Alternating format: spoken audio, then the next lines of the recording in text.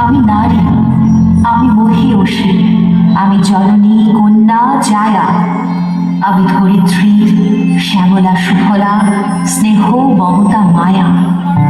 আমি বীজভূমি উদ্ভিদ মাতা, আমি অঙ্কুর দাতা। আমি দ্রৌপদী কুন্তী লক্ষ্মী দুর্গা মহাশ্বেতা।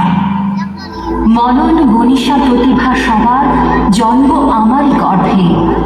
সভ্যতা গড়ে সভ্যতা ভাঙে আমারই নানান পর্বে। তবু আমি কাঁদি, আমি ব্যথা পাই যুগ যুগান্ত ধরে।